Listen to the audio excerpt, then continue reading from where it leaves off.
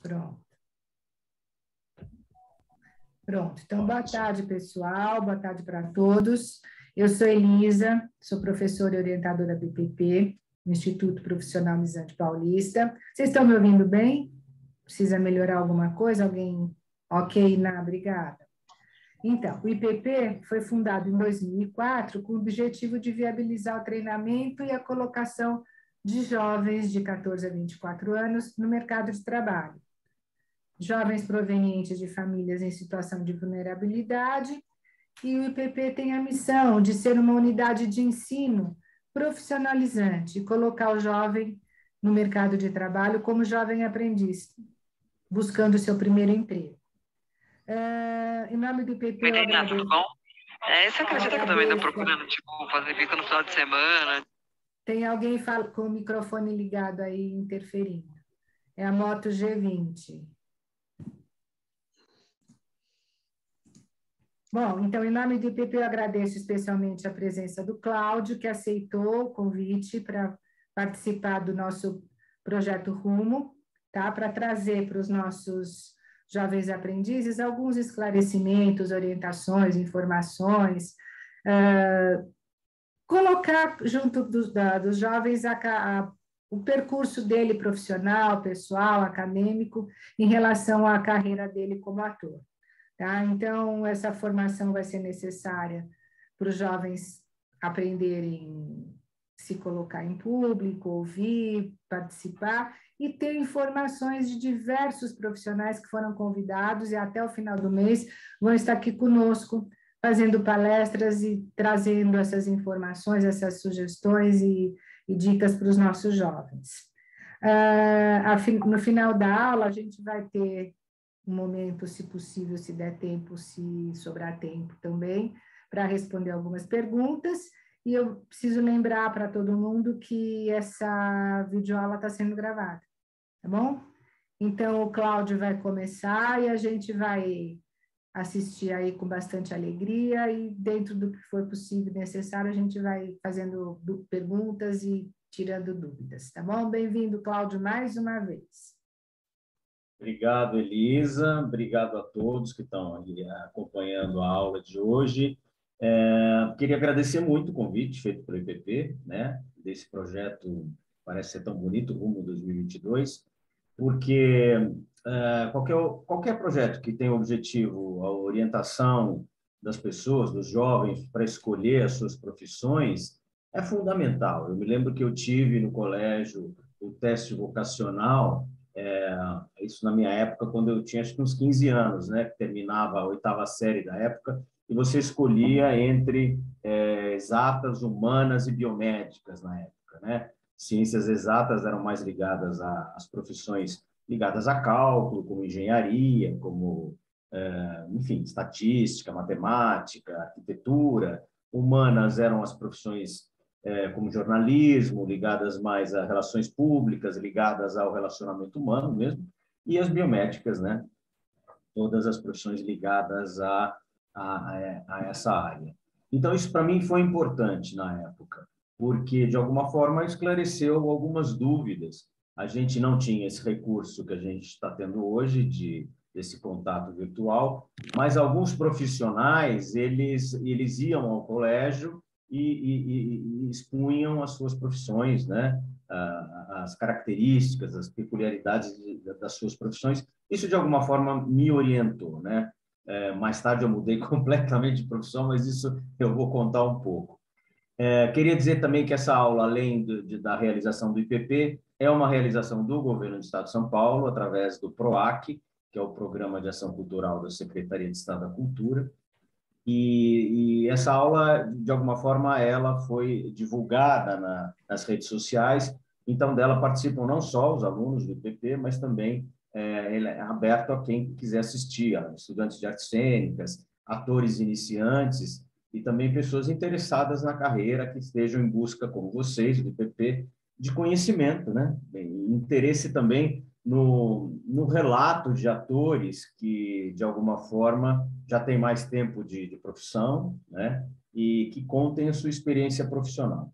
Eu acho que essa é uma carreira que ela tem uma característica única. Ela não é uma carreira que provê, que dá estabilidade ao profissional, diferentemente de outras carreiras, onde você é contratado por uma empresa, vamos dizer assim, e você tem um plano de carreira, né? Onde você sabe daqui a 3, 4 anos onde você vai estar, que cargo você vai ocupar, qual o salário que você tem, né? Esses planos de carreira são fornecidos para as profissões mais estáveis, né? Geralmente as pessoas são contratadas por carteira assinada e tem um plano de carreira dentro da empresa. A profissão de ator, ela é uma profissão mais instável nesse sentido. Ela não tem essa estabilidade da contratação e não tem essa previsibilidade do que você vai estar fazendo daqui a alguns anos, ou dentro da empresa ou fora dela. Então, ela tem essa característica um pouco diferente. Isso não diminui a carreira, ao contrário, você tem que se adaptar a essa característica. E você não vai ter um salário fixo todo mês, como tem os profissionais contratados por carteira assinada. Mas estabilidade também é um conceito um pouco relativo, né? Numa crise econômica, as empresas também demitem as pessoas e, às vezes, essa estabilidade de carteira assinada é ilusória, né? Mas, de qualquer forma, cada ator, por ela ter essa característica de ser uma profissão instável, cada ator ele construiu a sua carreira de uma maneira diferente. Se vier aqui qualquer outro ator, ele vai contar uma história diferente da que eu vou contar, porque a minha experiência é única, justamente por essa carreira ela não ter um caminho, vamos dizer assim, de certa forma, pré-definido, né? Eu dei o nome de o ofício do ator, porque existe também um conceito, uma ideia de que o ator é aquele ator que faz sucesso, né? Aquele ator que está na novela, das 9, como é que ele chama? O que está agora fazendo o Pantanal? Eu nem me lembro o nome dele. Esqueci o nome dele, já vou me lembrar, amigo meu, imagine. Enfim, o ator, o Jesuíta Barbosa. Enfim, o Jesuíta é um ator, todo mundo vai dizer, esse é um ator. Mas os atores não são só aqueles que estão fazendo a novela das 9 do momento, né? A carreira do ator, atores há em todas as áreas. Há atores que fazem dublagem, atores que fazem manipulação de bonecos, há atores que fazem teatro de rua, há atores que fazem televisão, ou só fazem cinema, há atores que dublam desenhos animados, enfim. A carreira é muito vasta e o ator não é só aquele que está fazendo sucesso na novela do momento. Por isso que eu chamei essa aula de ofício do ator, porque o ofício é qualquer profissão que requer habilidade e algum conhecimento, ou seja, para você ser ator, não basta você ser uma pessoa bonita e estar fazendo novela, você precisa estudar, você precisa adquirir habilidade e conhecimento para fazer essa profissão. O fato de você fazer uma novela vai ser consequência do seu empenho e do seu estudo, né? Então, vou contar um pouco, seguindo um pouco esse roteiro que me foi apresentado aqui, que eu acho bem bacana. Eu vou contar um pouco da minha história e que, como eu disse, é minha, né? Outros atores, às vezes, atores mais velhos vão se tornar, vão ter visibilidade na carreira, né? Eu gosto de usar esse termo ao invés de sucesso. Eles vão ter visibilidade na carreira até mais tarde, depois dos 40, 50 anos. E a primeira fase da carreira é uma fase que eles, enfim, trabalham em outras coisas. Ao contrário, eu já comecei a minha carreira, de alguma forma, já tendo visibilidade. Comecei no teatro e logo depois fui para a televisão. Mas isso foi uma coincidência. A minha história particular, a minha experiência, eu sou de São Paulo, sou de uma família de classe média, nasci na Vila Mariana. O meu pai hoje é engenheiro aposentado, mas ele era engenheiro civil do governo do estado de São Paulo, viajava muito para fiscalizar as obras do governo no interior. Minha mãe era professora primária, trabalhava no Instituto dos Meninos de São Judas Tadeu, dava aula lá, e a mamãe acabou largando a profissão para se dedicar a cuidar dos filhos, né? Então, nasci numa classe média, na Vila Mariana, e nunca quis ser ator na minha vida, por incrível que pareça. Mas a gente morava numa rua onde todos os filhos do meu avô, meu pai, meus tios, a gente morava um ao lado do outro, ali, em umas casinhas que meu avô construiu para dar aos filhos. Meu avô tinha um pouco mais de recurso, ele era descendente de italianos, e a minha família veio para o Brasil e abriu negócios, né, comércios no Brasil, os italianos. E meu avô, ele administrava um bar no centro da cidade. Enfim, ele teve recursos para, graças a Deus, construir essas casas para os filhos. Então, a minha vida foi muito de rua, assim, brincadeira de rua com os meus primos, na calçada. E eu me lembro que a gente fazia teatro na garagem de um dos meus tios. A gente comprava uns disquinhos de histórias infantis que vendiam na época, e a gente encenava aquelas histórias infantis. Eu me lembro que eu pegava a colcha da cama da minha tia, da minha mãe, para ser a capa do rei, né? Enfim, a gente brincava de encenação, mas não tinha nenhum interesse. Eu nunca disse, quando crescer, quero ser ator. E eu acabei estudando num colégio. Meu avô, como era italiano, era diretor de um colégio muito bom aqui em São Paulo, o Colégio Dante Alighieri. Eu tive uma formação muito boa, porque meus pais ganharam bolsa, ele pôde colocar os filhos nesse colégio. E no Dante Alighieri eu tive uma formação excelente, em todos os sentidos. Era um colégio muito bom. E lá que eu fiz esse teste vocacional. E esse teste vocacional, quando eu tinha uns 15 anos, ele me orientou para humanas, né? Para as profissões da área de humanas, de relacionamento com as pessoas. Talvez isso já fosse um sinal. Mas eu, por aconselhamento do meu pai, eu fui um pouco para a área de exatas, né? De cálculos. Acabei prestando vestibular e me especializando. Fiz os 3 anos do científico, na época, para exatas. Acabei prestando para economia vestibular. E quando comecei a faculdade, não gostei muito do curso de economia. Comecei a fazer o primeiro e segundo ano. No segundo ano de economia, eu resolvi prestar vestibular de novo para administração de empresas, onde a profissão, você tinha uma área, administração de empresas, tem a área de recursos humanos, tem a área de finanças e tem a área de marketing. A área de marketing é uma área ligada mais à criatividade. Lançamento de produtos, desenvolvimento de embalagens, ou seja, eu me identifiquei um pouco mais com essa área onde exigia mais criatividade, ou seja, era o meu perfil, né, de pessoa. E acabei fazendo o curso de administração de empresas e comecei a trabalhar numa indústria química. Trabalhei 10 anos nessa indústria química e nem pensando em ser ator. Gostava de ver novela, mas eu imaginava que algum dia ia ser ator. Comecei a trabalhar como gerente de produtos, gerente de marketing nessa indústria química. Paralelamente a isso, eu também fazia esporte no clube que eu era sócio, no Clube Pinheiros, aqui em São Paulo. Por quê? Porque eu tinha um problema de bronquite, então os médicos recomendaram que eu fizesse esportes.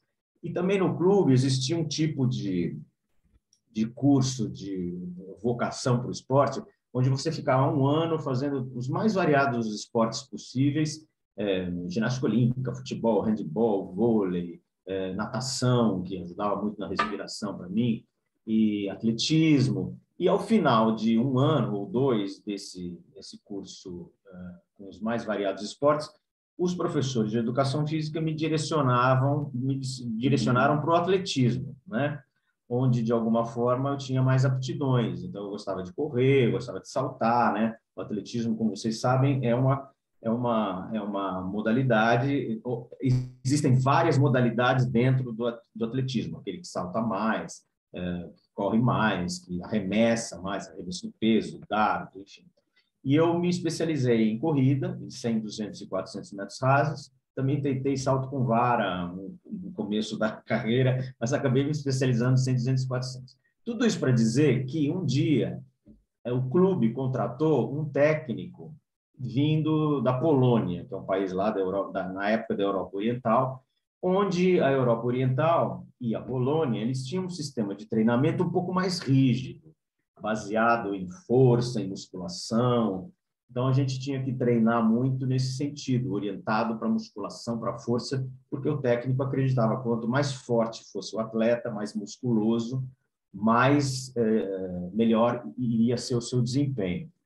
E trouxe também alguns tipos de treinamento que ainda eram questionáveis, né? Alguns tipos de substâncias que na época eram estimulantes, acho que nem existiam anabolizantes ainda. Mas o fato é que eu e mais alguns atletas um pouco mais instruídos, ou que sabíamos um pouco mais informados sobre esses anabolizantes, a gente optou por não seguir esse treinamento. O fato é que a gente brigou com o técnico, briguei com o técnico e a gente começou a treinar separado. Mas no primeiro dia de briga do técnico, eu saí com roupa de treinamento, sapato de prego, né, que a gente corre no ombro, e eu vi um cartaz: procura-se ator para o grupo de teatro amador do clube. Né? Toda essa história para chegar nesse cartaz. Eu bati o olho no cartaz e eu falei assim, quer saber de uma coisa? Eu vou ser ator. Eu vou entrar aqui agora, nessa sala de teatro, vou ver o que está acontecendo e vou deixar de ser atleta. E entrei na sala, e na sala estavam ensaiando, aliás, era no próprio teatro do clube, estavam ensaiando uma peça de Molière, que é um autor francês, direção do Sionei Siqueira, que é um grande diretor aqui em São Paulo, infelizmente ele faleceu, e eles estavam precisando de uma pessoa com as minhas características físicas. Então, eu comecei a fazer, a ler, quando eles me deram para ler aquele texto, eu achei interessante você ler a vida, ler as falas de uma pessoa diferente de você, né? A possibilidade de você viver emoções que não são as tuas. Você fazer, na época Molière é um autor francês, você tinha que se comportar com os gestos franceses, enfim, de época. Isso me chamou a atenção e me estimulou. E outra coisa, de alguma forma, o teatro, esse ensaio diário, eu fiquei 6 anos no teatro amador, me possibilitou isso que a Elisa falou no começo, quer dizer, a possibilidade de me desinibir, né? De poder falar com mais fluência, desinibir nas reuniões da empresa, né? A princípio, isso que me motivou a continuar no teatro amador lá do clube. Depois eu voltei a treinar, fiz as pazes com o técnico, continuei minha carreira de atleta também. Mas fiquei 6 anos no teatro amador. E o teatro amador foi a minha escola, foi onde eu entrei em contato com autores, com outros atores, onde eu li vários textos. A gente fazia 1 ou 2 montagens de peças teatrais por ano, e ali que eu comecei a estudar, foi a minha escola, porque eu não tinha estudo, né? Eu não conhecia nada sobre a carreira. Foi lá que eu aprendi e experimentei ser ator, né? E fiquei fazendo teatro amador até que, depois de 5, 6 anos ali, a gente tinha muitos associados querendo fazer teatro, a gente abriu um segundo grupo de teatro amador. E contratou-se um diretor profissional, um diretor que veio da USP, que hoje é um dos maiores diretores de teatro aqui de São Paulo, né? Que é o Gabriel Vilela.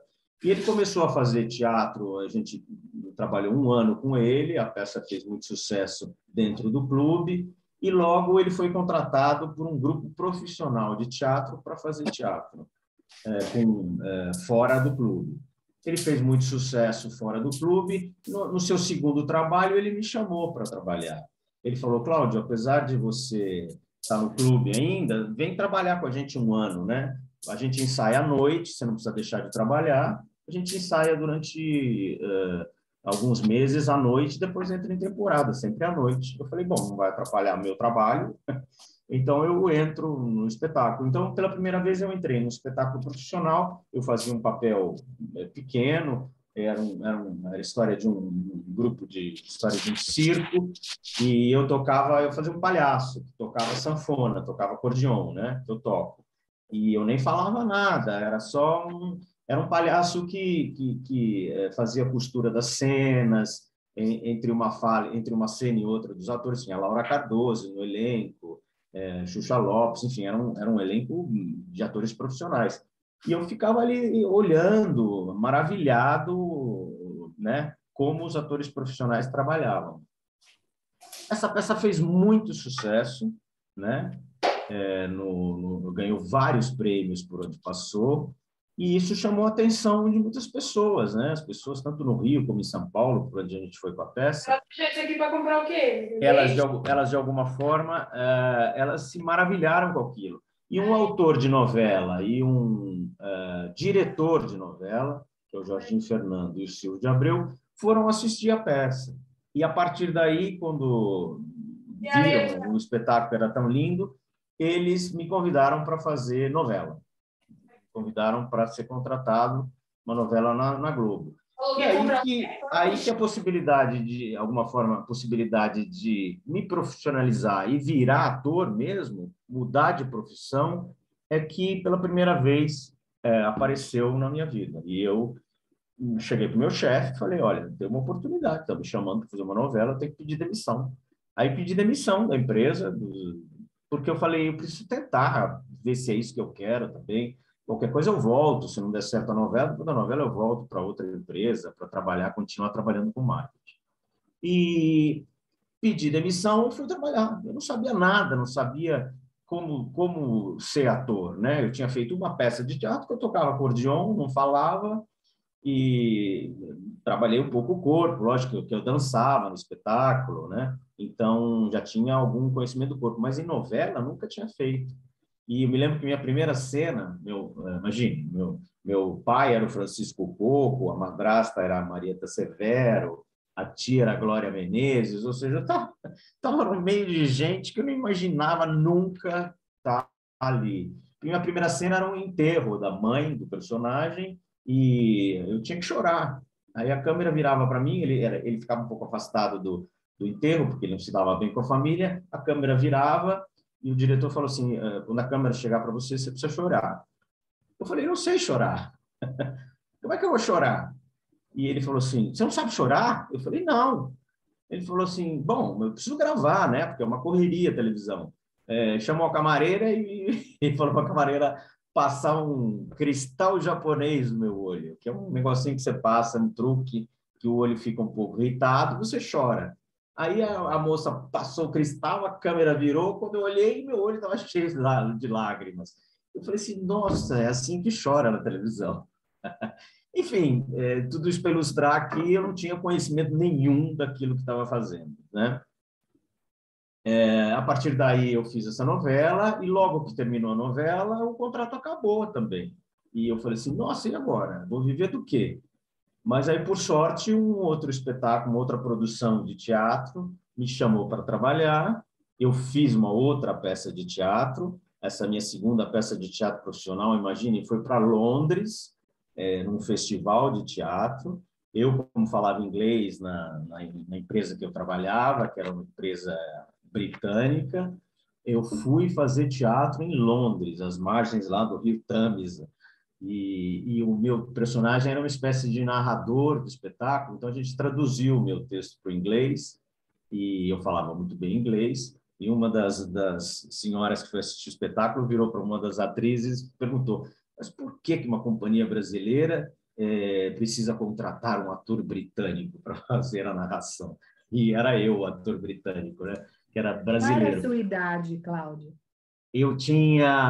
Quando eu comecei a trabalhar como ator, eu já tinha uns 29 anos, porque eu trabalhei 10 anos na indústria química, como gerente de marketing. Então, quando eu tomei essa decisão de abandonar a minha carreira de marketing para iniciar a carreira de ator, eu já tinha mais de 25 anos, tinha uns 28, 29 anos, né? Porque eu me formei com 18 anos, trabalhei 10 anos na indústria, até os 28, e aí que veio essa opção de ir para a televisão, né? Aí, em Londres, enfim, acabei fazendo também, mas tudo por susto. Acabou esse espetáculo de Londres, a televisão me chamou de novo. Ou seja, eu comecei a perceber que a carreira, apesar de não ter nenhuma estabilidade, ela tinha possibilidade de você sair de um trabalho e entrar em outro. Ou seja, a gente sabe hoje que a carreira do ator, o ator trabalha por obra, que a gente chama, por projeto, né? Ou você trabalha na televisão, começa uma novela e termina uma novela, teu contrato é só para isso, ou você faz uma peça, o teu contrato também é para o começo até o final da peça, ou você faz um filme, o contrato também dura enquanto o filme estiver sendo filmado, né? Então, a carreira do ator, ela não tem estabilidade, mas se você conseguir trabalhar em uma obra atrás da outra, você, de alguma forma, você ganha todo mês, né? E, às vezes, você pega um contrato de uma novela, cujo salário mensal é tão bom, que, às vezes, você pode se dar ao luxo depois de ficar 3, 4 meses tentando achar um outro trabalho, uma outra obra, né? E porque você guardou dinheiro daquele período onde você estava contratado. Então, é uma profissão instável, mas tem essa vantagem. Você pode estar, de alguma forma, se encaixando em vários projetos, né? Fazendo um parênteses aqui a gente está falando sobre ser ator, e afinal, o que é exatamente, né? Como surgiu essa profissão? Eu acho que o ator surgiu, o ator surgiu quando surgiu o teatro, talvez um pouco depois, né? O teatro surgiu como uma forma de arte onde uma história era contada por um coro antigamente, era um grupo de atores, né? Era contado por um coro para outras pessoas, para a plateia. O teatro surgiu há muito tempo, há mais de 5.000 anos atrás, né? Através de rituais primitivos, de danças, de jogos e principalmente contações de histórias. E geralmente essas histórias eram ligadas à religião, né? A gente tem registros, sei lá, em 1500 a.C., no Egito, de já representações teatrais contando a história dos deuses, de Ísis, de Osíris, né? Depois, na Grécia, mais para frente, ao redor de 500 a.C., o que aconteceu? Uma pessoa desse coro se destacou do coro e resolveu, ela sozinha, contar a história com um texto próprio, que a gente chama de monólogo. Então, quando uma pessoa se destaca do coro, é que surge realmente a figura, a função do ator, que é a pessoa que vai interpretar e vai representar uma ação dramática com um texto próprio, escrito por um autor, por uma outra pessoa. Então, basicamente, é isso que é um ator, né? Um ator é aquele que interpreta uma ação dramática. Como eu disse, ele pode se utilizar, o ator pode trabalhar em vários campos, ele pode utilizar recursos técnicos, ele pode ser manipulador de bonecos, ele pode interpretar sobre a imagem de um outro ator, ou seja, dublar, ele pode dublar a voz de um outro ator, né? A gente entra no estúdio de dublagem, a gente vê o filme ou a série que vai ser dublada, o ator falando em inglês, a gente ouve, e a gente tem a tradução em português, e a gente tenta encaixar a tradução que foi feita em português na boca dele falando em inglês, né? Isso aqui é a dublagem. Isso é um trabalho também de ator que exige interpretação. Um ator ele pode trabalhar em outros lugares, como eu disse, né? Além de dublador, ele pode dublar não só imagens de outros atores, ele pode dublar desenhos animados, ele pode atuar em teatros, né? Como todo mundo sabe, ou atrás das câmeras, em estúdios de televisão ou de cinema. Pode trabalhar na rua também, interpretando, contando histórias ou interpretando espetáculos também. Então, o ator é aquele que tem também a oportunidade ele vai criar personagens, né? Que vão ter características completamente diferentes de si próprio.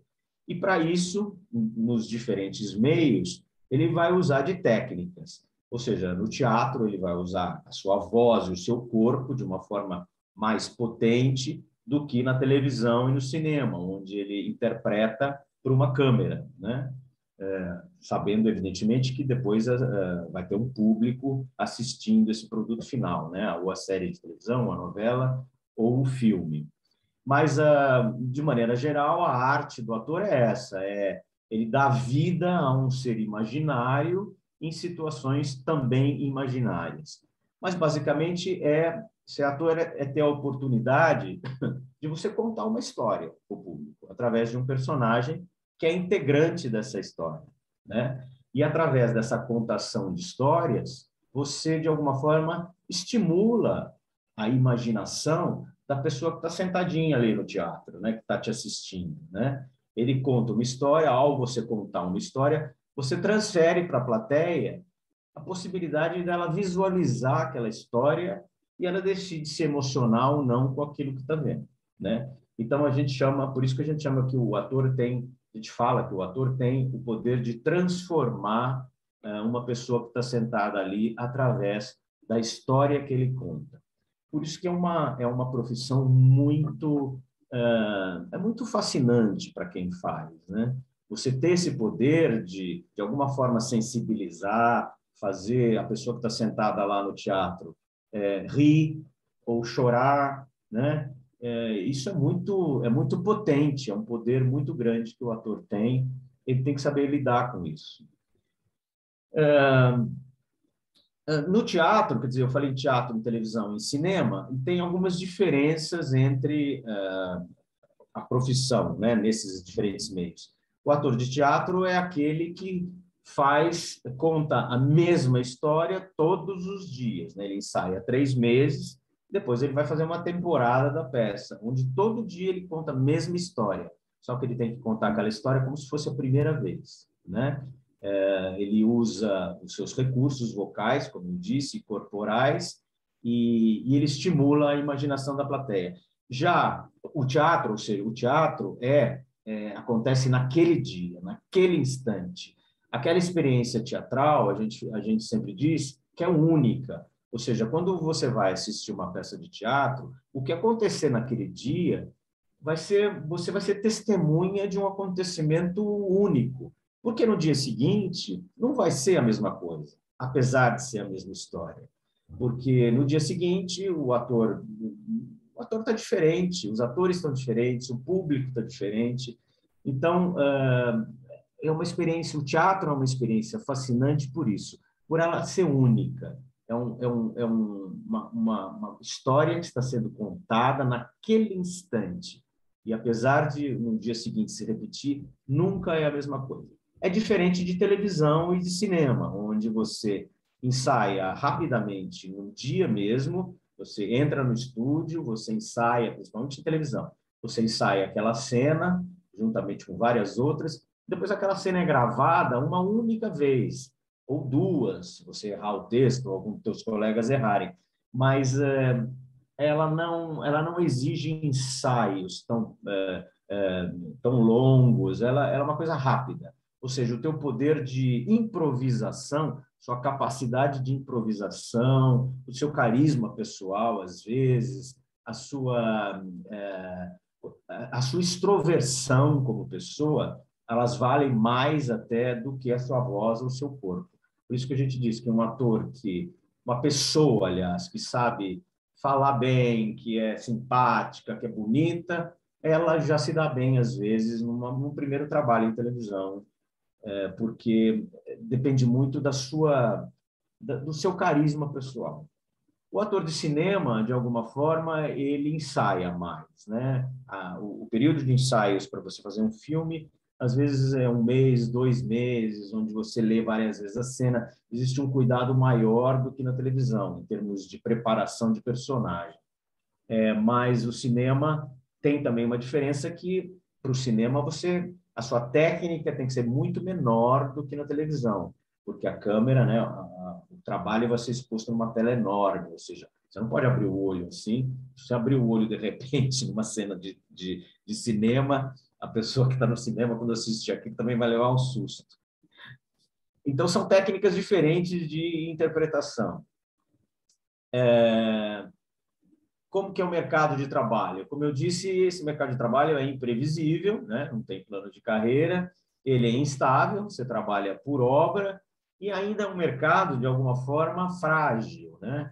Em termos de, analisando economicamente o setor. Por quê? A gente viu agora na pandemia, é um setor, por exemplo, que foi atingido drasticamente pela pandemia. Os teatros foram os primeiros a serem fechados e os últimos a serem reabertos. E ainda assim, com essa, por exemplo, com esses novos casos de Covid que estão acontecendo agora, muita gente titubeia antes de sair de casa. Fala assim, acho que eu não vou no teatro hoje, não, vou deixar para ir mais tarde, porque tem muitos casos de Covid. Ou seja, é um setor que é muito frágil em relação a doenças, por exemplo. E também é um setor que ele não tem ainda no Brasil uma política de apoio muito consistente, eu diria. A cultura e o teatro, elas precisam ser subsidiadas por qualquer governo, porque é através da cultura, através do teatro, através das artes, que uma sociedade se desenvolve, né? Que você, de alguma forma, você estimula o pensamento das pessoas, o pensamento da sociedade. A cultura tem um papel muito importante dentro do desenvolvimento de uma população. Então, um governo que se preze deve estimular a cultura, deve estimular o teatro. E no Brasil, por o fato do Brasil ser um país ainda pobre, ainda em desenvolvimento, a cultura não é valorizada, né? Ou porque governos alegam que precisam direcionar as verbas para saúde, educação, ou porque ideologicamente não é interessante você estimular a cultura, porque a cultura gera pensamento, né? O pensamento, as pessoas que pensam melhor, que são mais instruídas, mais cultas, vão passar a questionar o governo. Então, não existe uma política de Estado que estimule a cultura, uma política contínua, uma política de longa data que estimule e fomente a cultura. O que a gente tem no Brasil são algumas leis de incentivo, que incentivam a produção teatral, mas elas pegam, por exemplo, um governo como o atual, onde não há uma preocupação em se estimular a cultura, então essas leis elas deixam de funcionar como deveriam. Mas isso também é assunto para outra aula. Quem está interessado, por exemplo, eu sinto que eu acho que eu posso ser ator. Como é que eu sigo com essa sensação? Você tem que chegar e tentar praticar um pouco, ver se realmente, se você sabe o que é ator, ou seja, você deve procurar alguns cursos rápidos, onde você tem acesso às técnicas de interpretação, onde você vai ter que decorar um texto. Primeiro, ver se você consegue decorar um texto, se você tem essa capacidade, e se depois você consegue memorizar e contar esse texto para o público. Existem alguns cursos rápidos, onde você vai ver se você gosta realmente disso, né? Porque tem muita gente que acha que ser ator, como eu disse, é ir para a televisão, e não é isso. Então, é preciso que vocês, caso queiram experimentar, quero ser ator um dia, experimentem esses cursos rápidos.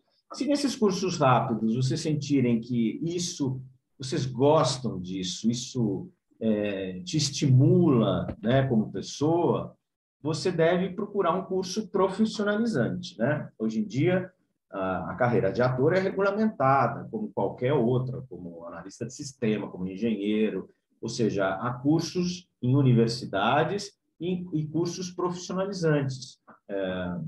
Poderia citar Célia Helena, o Encena, o Macunaíma, o Recriarte, enfim, vários cursos que existem no Brasil e em São Paulo, a Unicamp no Rio, a USP, com a Escola de Arte Dramática, onde são cursos de 3 anos, onde você sai profissionalizado, você sai com o chamado Registro Profissional para Ator, o chamado DRT.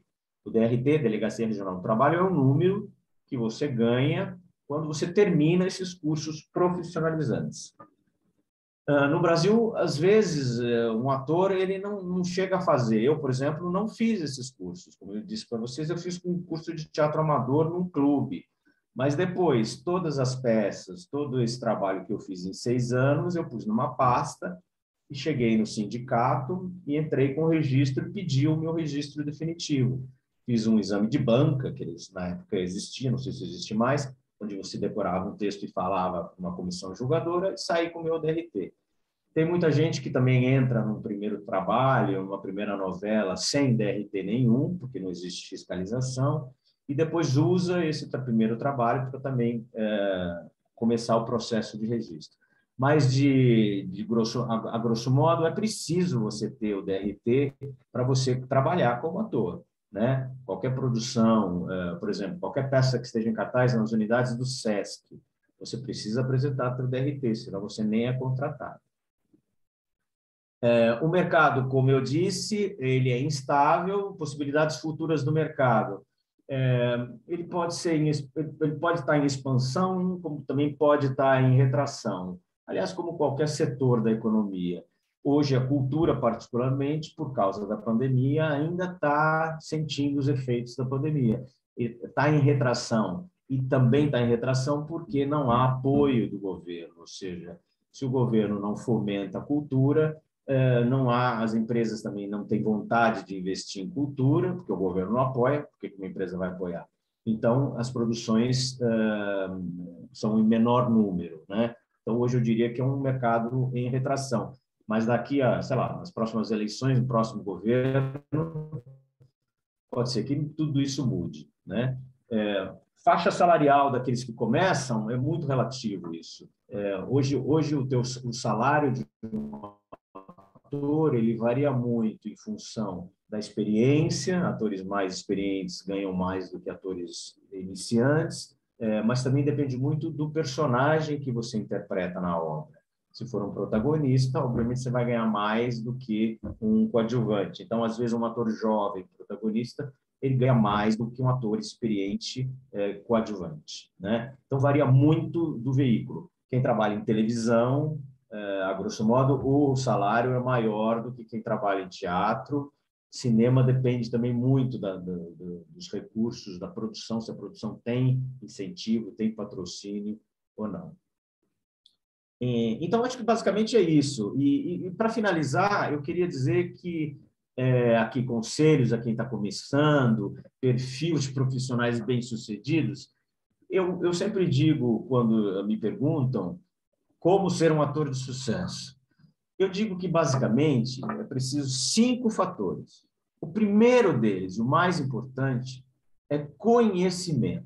Ou seja, para você ser ator, você precisa ter conhecimento, você precisa se instruir. Começando com o português. Para você ser ator, você precisa falar português, você precisa entender português, você precisa entender gramática, você precisa entender análise sintática, saber a função de cada palavra dentro da frase, porque para você depois, para você ser um bom ator, você precisa estudar. Olha a frase que eu falei. Para você ser um bom ator, você precisa estudar. Eu escolhi fortalecer um substantivo, o ator, e o verbo estudar. É isso que você faz quando você começa a criar um personagem. Quando você vai ler o personagem, você precisa entender o que você está lendo, porque depois você vai optar por grifar algumas palavras que reforcem a intenção do que esse personagem está dizendo. Então, você precisa saber o português. A gente vive num país onde grande parte da população brasileira não sabe ler. Dos que leem, grande parte não entende o que lê, né? Então, isso é muito significativo. Então, se você quiser ser ator, tente entender intelecção de texto, tente entender o que você lê. Então, leia jornais, leia romances, leia tudo que apareça na frente de vocês, para vocês se conectarem com o mundo, porque o ator ele precisa entender o que está acontecendo ao seu redor, a situação do mundo. Ser artista não é simplesmente decorar um texto e ir para o palco. Ser artista é você estar em movimento, você estar em conexão com o que está acontecendo no Brasil, acontecendo no seu bairro, na sua casa, com a sua família, com o seu país, com o seu governo. E você está indignado, você está feliz com esse mundo, com a política, para que você possa, depois, no palco, você ser instrumento de uma história que esteja sendo contada. E as histórias, as peças de teatro, elas geralmente refletem o que acontece com a sociedade. Uma peça de teatro, ela nunca é montada gratuitamente. Ela é montada com o objetivo de fazer aquela plateia refletir sobre aquela história.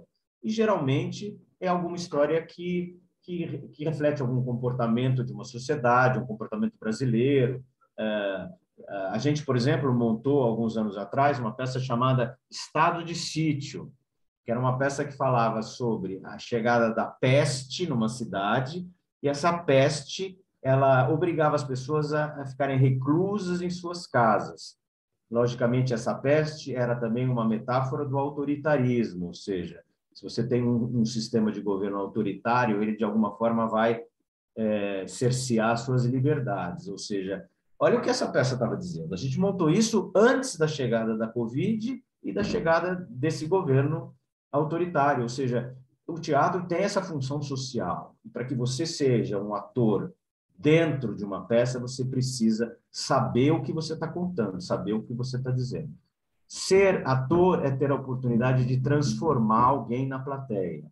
A arte, ela não é só um momento de diversão. Você não vai ao teatro só para se divertir. Você vai ao teatro para você adquirir cultura, né? O teatro é, sobretudo, um meio de, como eu falei, nosso aprimoramento do nosso poder de transformação, né? Ou pelo menos o poder de contribuir para que as pessoas vejam a realidade em que vivem de uma forma diferente. Rapidamente, além do conhecimento, você precisa ter técnica, né? Não adianta você ter conhecimento, você está conectado ao mundo, se você não tiver técnica, se você não saber usar sua voz, o seu corpo no teatro, ou se você precisa saber a técnica para câmera de televisão, você saber como representar para a câmera de televisão ou cinema, que você diminui as suas expressões, como eu falei, você não pode abrir muito o olho, você não pode abrir muito a boca, você tem que se manter, de alguma forma, menos expressivo do que no teatro, quando você está trabalhando para a câmera. Não adianta você ter conhecimento e você ter essa técnica se você não tiver talento. Talento é o terceiro item. Como medir o talento? O talento nada mais é do que a nossa aptidão, nossa capacidade, no caso de atores, de criar personagens, né? O talento não é um processo racional. Ele é um processo, às vezes, intuitivo. E você tem ou você não tem esse talento. Às vezes, o talento se desenvolve durante a carreira. Mas esses cursos que eu mencionei, eles podem dizer para vocês que estão começando e querem ser atores, se vocês têm ou não talento, tá? Não adianta ter conhecimento, não adianta técnica, não adianta ter talento, se você não tiver uma coisa que eu chamo de vocação, que é a habilidade, a sua capacidade de se adaptar às características dessa profissão. Como essa não é uma profissão que você tem estabilidade, você tem que pular de um projeto para o outro, você precisa ser uma pessoa sociável, você precisa conhecer outros atores, conhecer outros diretores, ser simpático, ser generoso, não criar problemas, não reclamar dos trabalhos que você faz, né? Você precisa ser, de alguma forma, tolerante, né? Porque é só assim que as pessoas vai criando uma imagem de você como ator e as pessoas vão lembrar o Cláudio. Cláudio é uma delícia trabalhar com ele, né? Então, isso que eu chamo de vocação é você se adaptar às características dessa profissão. E, por último, sorte, que é que todo mundo precisa e que, enfim, em qualquer profissão a gente precisa ter sorte. Às vezes as coisas acontecem no momento certo e a sua carreira dá um salto. Como eu disse, no meu caso, eu tive a sorte de entrar logo numa primeira peça profissional e um autor de novelas foi lá assistir, gostou do meu trabalho e chamou para fazer uma primeira novela. e eu acho que o resultado da minha primeira novela foi satisfatório, apesar de eu não saber chorar, e me chamaram para um outro trabalho, ou seja, uma coisa vai chamando a outra. Eu tive sorte no começo da carreira. E, enfim, é isso que é ser ator. Eu acho que eu falei coisas piores, né? Falei que ser ator é difícil, ser ator não tem estabilidade na carreira. Então, por que ser ator? Então, eu conto esse caso no final para dizer que, apesar de tudo, apesar da dificuldade, a profissão de ator ela é fascinante. Por esse poder que você tem de emocionar alguém. Eu fazia um espetáculo chamado Feliz Ano Velho. Feliz Ano Velho é a história de um jornalista, Marcelo Rubens Paiva, que foi numa festa, quando era jovem, mergulhou num laguinho ali, junto com seus amigos, bateu a cabeça no fundo do lago e ficou tetraplégico. E ele escreveu a sua história num livro. Esse livro foi adaptado para uma peça. Eu fiz o Marcelo Rubens Paiva no teatro. Eu fui conhecê-lo, né? E ele é uma pessoa mas muito alegre, muito feliz. Ele é um jornalista, ele é culto, ele é uma pessoa adorável. Você quer ficar do lado dele o tempo todo. E ele é paraplégico. Ele não tem os movimentos das mãos, ele só tem sensibilidade do mamilo para cima. Ele acordou do laguinho, ele só olhava um teto branco, que era o teto do hospital. Demorou muito para ele recobrar os movimentos. Vive numa cadeira de rodas, ele tem um carro adaptado, onde ele entra no volante do carro, ele se joga da cadeira de rodas para o assento do carro e pega com a boca, com os dentes, as pernas. É um exemplo de superação. A gente estava fazendo Feliz Ano Velho em Ribeirão Preto e um grupo de cadeirantes e jogadores de basquete estavam na recepção. Nós os convidamos para assistir o espetáculo. O espetáculo demorou um pouco para começar porque tinha um elevador só, né? Aqueles elevadores que levam os cadeirantes, né? Eles não podem subir escada, e demorou um pouco, que eram 6. Me lembro de assistir, de fazer o espetáculo, de rabo de olho, eu vi as cadeirinhas deles ali. E a gente fez o espetáculo, como sempre fez, e no final eles estavam na calçada. E um deles virou para mim e falou: Cláudio, eu quero te agradecer, porque você, nessa 1h30, eu aprendi que eu posso ser feliz mesmo estando paralisado. Foi através dessa peça que você fez que eu entendi que eu posso ser feliz. Gente, quer dizer, valeu a pena só por esse dia, né? Valeu a pena porque, através do meu trabalho, eu consegui emocionar alguém, consegui, de alguma forma, transformar essa pessoa e para o bem, né? Ele resolveu que ele podia ser feliz, podia mesmo, né? Então, eu acho que todas as dificuldades, essas características da profissão valem a pena quando você consegue transformar alguém na plateia. E outra coisa, você pode trabalhar como ator até morrer, né? Você não precisa se aposentar. Você fazendo o que você gosta, você pode trabalhar. Tem personagens para todas as idades. Enfim, eu acho que é isso. Contei minha experiência, espero que tenha ajudado de alguma coisa.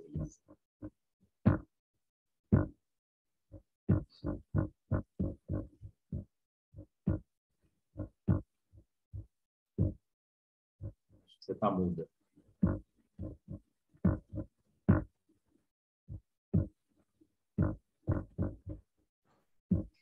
Elisa, você está com o microfone desligado. Está com o microfone desligado. Obrigada, Iná.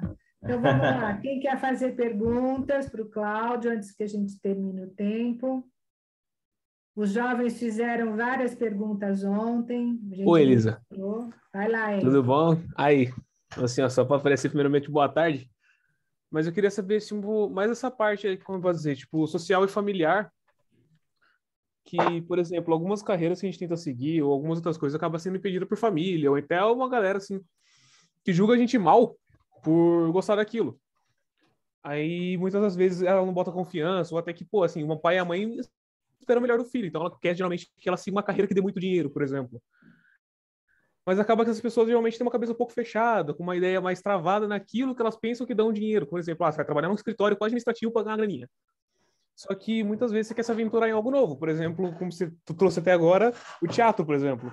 É uma coisa perigosa, ainda mais, pô, chega um menino de 16 anos e fala: ah, cara, eu quero mexer com teatro, pelo amor de Deus.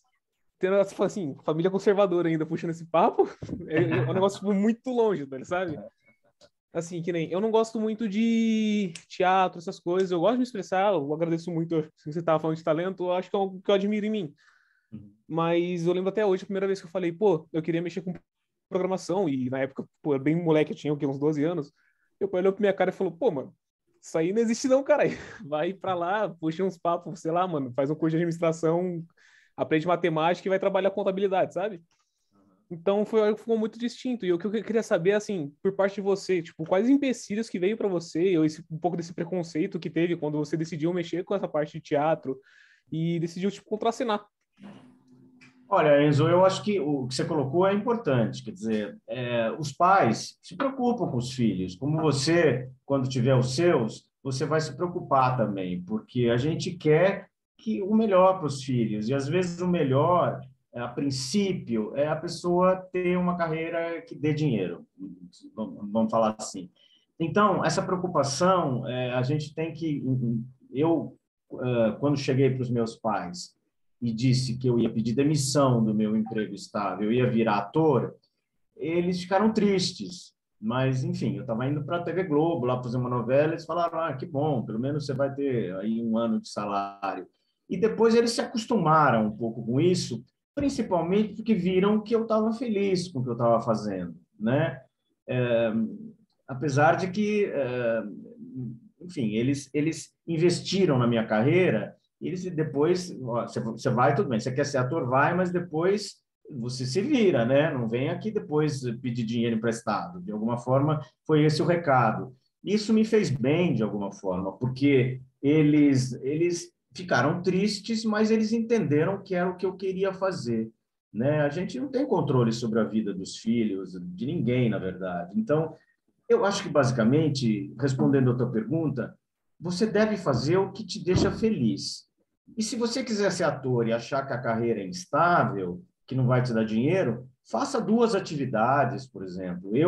Além de ator, eu sou produtor também de teatro, ou seja, eu vou atrás dos patrocínios, eu tento viabilizar as peças nas quais eu trabalho. Então, eu ganho, além de ganhar como ator, eu ganho como produtor. Tem muita gente que é ator e é cenógrafo, é ator e é figurinista, ator, dublador, enfim. Você, à medida que você começa a trabalhar nessa área, você vai percebendo que existem opções, oportunidades de você fazer outras coisas correlatas, né, à profissão de ator. Então, eu respondo a tua pergunta, vá fazer, se você quer ser ator mesmo, experimente, mas não deixe de fazer o que você está fazendo, se está te dando uma grana. Então, se você está mexendo com sistemas, continua o sistema e faz um curso à noite, sei lá, um curso de teatro. De repente, é alguma coisa que vai te dar tanta felicidade que vai valer a pena. Você não larga a sua profissão e você experimenta uma outra atividade. Vou ligar minha luz aqui. Peraí. Ah, eu também já liguei a minha. E agora, gente? Quem mais? Eu posso fazer? Pode? Tudo bem, Cláudia, primeiramente, né? Oi, desculpa. Cláudia, eu queria que você me falasse um pouco sobre, não só falasse, mas assim, a sua opinião, assim, o porquê, assim, o motivo, na verdade, da falta de atores latinos, assim, africanos também, e asiáticos, assim, no cinema hollywoodiano ou, assim, na Broadway, por exemplo, nos teatros. O porquê disso? Porque eu vejo uma falta muito grande, é o que me deixa muito triste. Olha, eu também acho que falta, e não só em Hollywood, aqui também no Brasil, né? Eu acho que há alguns anos, a gente fez um movimento coletivamente de, por exemplo, inserir mais personagens negros, né, nas histórias. Por quê? Porque isso faz parte da nossa história brasileira, né? Os brasileiros, a raça brasileira é miscigenada, né? E teve influência muito dos negros africanos, enfim, além dos imigrantes. Então, eu acho que as obras artísticas elas devem refletir, principalmente em televisão, que são obras abertas e que espelham um retrato da sociedade aí, elas precisam, de alguma forma, também refletir nesse campo. Então, as novelas precisam ter mais negros, e eu acho que também em Hollywood, talvez, por que não? O que falta é os autores escreverem histórias que contenham mais personagens latinos, como você disse. No cinema americano, as mulheres reclamam muito que tem poucos papéis, né? O que é verdade também, ainda é um mercado muito machista. Então, são preconceitos que a gente tem que ir derrubando, e nada melhor do que a arte para derrubar isso. Acho que a gente tem que ter papéis que representem, que espelhem a composição da sociedade, né, em termos de raça. Qual que é a referência, por exemplo, que eles têm, por exemplo, de uma escalação de um filme de uma produtora, por exemplo, sei lá, do nível da Universal? Porque na maioria das vezes, assim, são americanos ou europeus. Qual é a referência que eles têm, assim, para escalar um elenco? A referência é o roteiro, né? Para você iniciar uma filmagem, você precisa ter um roteiro de cinema, um roteiro do filme. Da mesma forma que a peça tem um texto escrito por um autor, a novela tem um texto escrito por um autor de novelas. A novela não é a gente chama de uma obra aberta, porque você começa gravando, você ainda não sabe o final. Agora, o filme tem começo, meio e fim.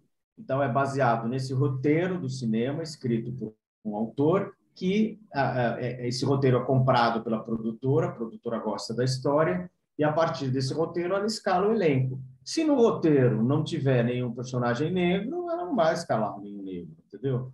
Então, é preciso que os roteiristas comecem também, com essa pressão da sociedade, a escrever mais roteiros, onde tenham mais personagens negros. Da mesma forma, a televisão. A televisão é mais fácil, porque você pode inserir personagens durante, ou retirar personagens durante a novela. Mas as novelas hoje, elas já têm mais negros do que tinha antigamente, o que é maravilhoso. E mais Obrigada. mulheres também. Pessoal, nós estouramos o tempo, tá? Então, precisamos ver se o Cláudio tem mais tempo, mais uns 5 minutos. Não, tem. A gente encerra. Vamos às perguntas. Todo mundo tem, às vezes, os seus compromissos também. Então, mais uma pergunta. Vamos lá. Quem mais? Pode ser? Alina. Pode ser? Cláudio, parabéns pelo seu trabalho, primeiramente, e, assim, gratidão por essa oportunidade que você está dando para essas crianças, né, esses adolescentes. Muito legal isso. Parabéns à Elisa também, que acredito que é quem iniciou essa oportunidade do Cláudio estar aqui conosco hoje. Eu vou contar um segredo, ele é meu primo, por isso foi mais fácil.